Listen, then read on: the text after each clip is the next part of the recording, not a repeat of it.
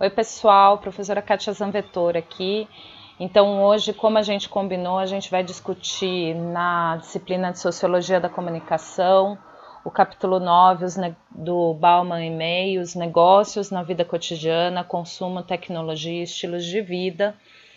E hoje eu vou apresentar o primeiro aspecto que os autores tratam, que é o aspecto da tecnologia.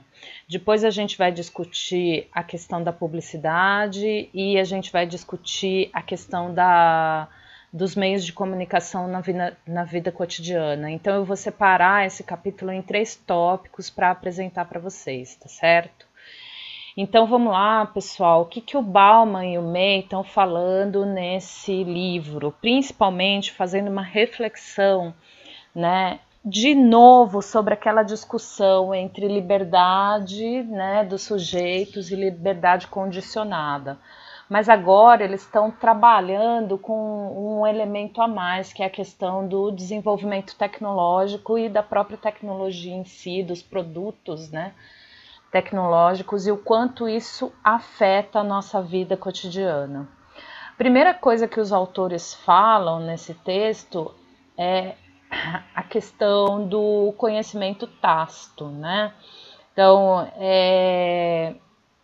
eles fazem uma discussão que é bem próxima à discussão do capítulo 3, que é que a gente vive, né, a nossa existência a partir de um saber comum que a gente desenvolve ao longo da nossa existência. Isso é o que eles chamam de conhecimento tácito. Essa habilidade que a gente tem de desenvolver e desempenhar certas tarefas e interagir com a vida social sem pensar muito sobre isso. Por exemplo, a gente não fica pensando que a gente vai acordar e que a gente vai tomar café da manhã e que a gente vai lavar louça depois que a gente come. A gente vai adquirindo ao longo da vida esse hábito, esse conhecimento implícito das coisas que a gente tem que fazer no mundo, e aí a gente vai tendo essas habilidades de desempenhar essas tarefas. Por exemplo, seria infinitamente enfadonho para o ser humano se toda tarefa simples que a gente tivesse que desenvolver no mundo social, a gente refletisse sobre. Então é por isso que você chega um determinado momento depois que você aprende a dirigir, que simplesmente você dirige, você não pensa mais sobre o ato de trocar a marcha, etc, etc. É pelo mesmo motivo que você chega na frente de um elevador e aperta o botão, você não pensa sobre, vou apertar o botão do elevador, você simplesmente vai fazendo isso. Então é um pouco disso que eles estão falando, né? Eles estão falando que existe esse conjunto, né, de conhecimento tácito que é fundamental para o desenvolvimento da vida humana, né? Mas a pergunta que eles se colocam é que numa sociedade cada vez mais tecnológica, em que ponto, né, que a gente está cada vez mais imerso na tecnologia e aí a tecnologia faz parte da vida cotidiana, até que ponto nós estamos manipulando ou somos manipulados pelo desenvolvimento tecnológico. Essa é uma questão aqui, está faltando um acento no tecnológico, ignorem, mas é isso. Então, a preocupação deles principal é a questão da imersão na tecnologia, né? Ela nos confere independência. Então, quanto mais a gente tem acesso à tecnologia, por exemplo, o que a gente está vivendo hoje, né? Se a gente não tivesse acesso à tecnologia, a gente não poderia continuar estudando, porque a gente não teria condição de fazer aula virtualmente, né? Então, a tecnologia nos ajuda a superar as formas que a gente vivia anteriormente e a viver um outro modo de ser. Mas os autores nos colocam uma questão, né, importante, que é a questão de que a gente cria uma nova forma de dependência do saber. Bom, então a nossa dependência do saber é justamente esse saber tecnológico que agora passa a ser essencial na vida cotidiana, né? Então, o conhecimento científico, o desenvolvimento científico, ele passa a ser essencial. E, claro, o conhecimento dos especialistas, né? Então, a gente fica dependente de coisas que a gente antes não tinha essa dependência. A gente depende das lojas que vendem os nossos celulares, das indústrias que produzem os nossos computadores, da eletricidade, que a gente é dependente dela para que os nossos equipamentos tecnológicos existam e funcionem, e a gente depende dos especialistas, dos cientistas, das pessoas que desenvolvem o processo tecnológico, né? Então a gente cria uma nova malha social, uma nova rede de coisas que a gente depende para viver, tá? É isso que eles estão falando aqui quando eles falam da questão da imersão tecnológica. Outra coisa que é importante a gente saber, pessoal, é que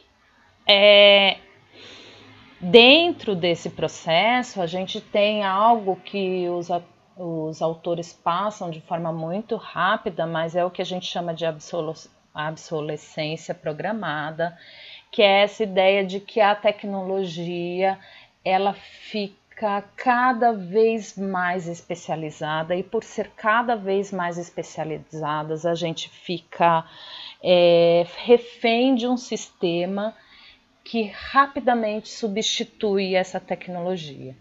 Então, muitas vezes vocês já devem ter ouvido falar as pessoas falando algo do tipo: não compensa, vou trocar meu celular, porque não compensa mais mandá-lo consertar, né? Esse compensar, os autores nos lembram, e isso é muito importante, que está fora dessa conta todo o impacto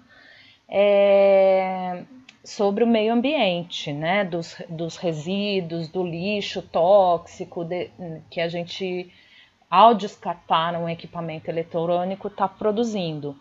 Mas isso é simplesmente ignorado pela indústria da tecnologia, e a gente tem esse estímulo de substituição o tempo todo. Uma coisa legal que os autores usam é que eles usam eles mesmos como exemplo durante o livro. E isso é bem interessante. O Bauman, por exemplo, né, ele fala que ele não pretende mudar o sistema operacional dele, ele tem um computador preparado, um computador simples preparado para escrever textos, e ele não quer lidar com mais tecnologia simplesmente porque ele quer focar a sua energia em produção de conteúdo, produção de textos, pesquisa intelectual, né? Então, o uso da tecnologia que o Bauman faz é um uso limitado. O May, por exemplo, ele já diz que, no caso dele, como ele teve que mudar, antes de escrever o livro, ele teve que mudar de emprego, né? Ele fez uma mudança de emprego, ele teve que se adaptar a novas tecnologias, ele teve que amplificar o número de tecnologias que ele tem contato. Então, o que significa que ele teve que abandonar habilidades antigas e aprender novas habilidades. E é disso que os autores também estão falando nesse trecho do livro, que um dos impactos da tecnologia nas nossas vidas é que a gente é uma sociedade que é o tempo todo forçada a descartar habilidades antigas e reaprender novas habilidades, né? Mas isso tem muito a ver para os autores, principalmente com as relações profissionais, as relações de trabalho. Então, se você é um jovem escritor que vai precisar usar um documento do Word, as suas habilidades exigidas de tecnologia vão se limitar a esse uso do Word. Se você é um profissional que precisa desenvolver peças, que precisa editar texto, então você vai ser forçado e lançado constantemente a adquirir novas habilidades pela tecnologia. Isso a gente vê também no mundo do trabalho. Se você tem um trabalho mais operacional, se você é um operador de caixa de supermercado, por exemplo, o quanto que as suas habilidades com o uso da tecnologia vão estar diretamente associado ao sistema que o seu empregador vai colocar no seu supermercado, por exemplo. Né? Então, isso é uma problemática para os autores, eles estão discutindo, né, o quanto a gente acaba ficando, de certa forma, dependente desses movimentos de interesses de tecnologia. Uma coisa que é importante a gente lembrar também, que a tecnologia, e isso é uma coisa que os autores falam muito, é que a tecnologia ela não surge só simplesmente para garantir uma nova, para resolver um novo problema. Então imagina você, sei lá, você tem que lavar roupa mais rápido, então se desenvolve uma tecnologia de máquina de lavar roupa e agora ninguém mais lava roupa, né? Agora se a máquina de lavar quebrar, você vai provavelmente ou mandar consertar ou rapidamente trocar a máquina de lavar, porque imagina, ninguém quer lavar roupa à mão, né? Mas isso não se imaginava no século passado, né? As pessoas lavavam roupa à mão e em algumas regiões do mundo, em alguns países, algumas regiões do Brasil, inclusive, a gente ainda tem cidades ou povoados que não têm acesso à energia elétrica e que precisam lavar roupa à mão. Então, nesse caso, os autores estão falando que a tecnologia vem para substituir, para dar vazão a uma demanda e a uma necessidade de substituição de algo que já existia antes. Agora, nem sempre é assim. A tecnologia também pode surgir só e única e exclusivamente para criar algo novo. Um bom exemplo é a produção de conteúdo de informação, dos meios de informação. Vamos pegar, por exemplo, as séries do Netflix, né? Então, quem é um pouco mais velho sabe que até pouco tempo atrás a gente não tinha série do Netflix, até pouco tempo atrás a gente não tinha cinema, até pouco tempo atrás a gente não tinha novela, a gente não tinha filme. E as pessoas viviam sem isso e a vida cotidiana acontecia sem problema nenhum. Agora, hoje, se a gente tiver um pane no Netflix, eu não tenho dúvida que muitas pessoas ficarão muito, muito tristes e a vida vai ter aquela sensação de desamparo e de que está prestes a acabar. Então, o que os autores estão falando é assim, a tecnologia hoje, ela também cria as próprias demandas. Então, os sujeitos vão ser pressionados a consumir tecnologia só porque o mercado de tecnologia tem algo a oferecer, tá? Então, uma coisa que eles falam que é importante, então, nesse sentido, a nova tecnologia não são só mera resposta a uma necessidade. Ela trata-se antes de uma demanda determinada para a disponibilidade da nova tecnologia.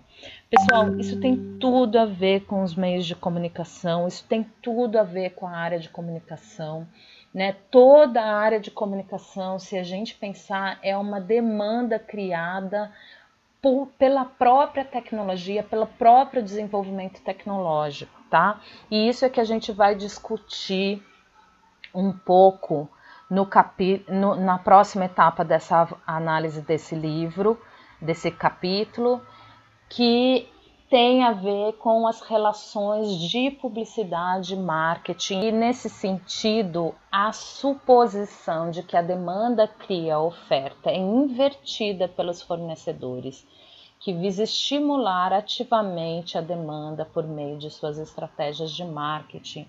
Pessoal, então a tecnologia ela vai ser crucial na sociedade contemporânea para esses estímulos de consumo. É isso que o Bauman e May estão querendo chamar a nossa atenção. É isso que a gente está estudando nesse capítulo. Isso tem tudo a ver com a nossa área de comunicação. Tem tudo a ver como a gente vai desenvolver novos produtos, como a gente vai desenvolver novas estratégias de falar com as pessoas. E é disso que a sociologia da comunicação tem um grande interesse. Tá legal? Então era isso que eu tinha para falar hoje. Me alonguei um pouquinho, mas estudem o texto. Esse texto é muito legal, vale a pena. Hoje à noite no fórum, se vocês tiverem dúvidas sobre essa parte, a gente conversa lá. Um abraço, até mais.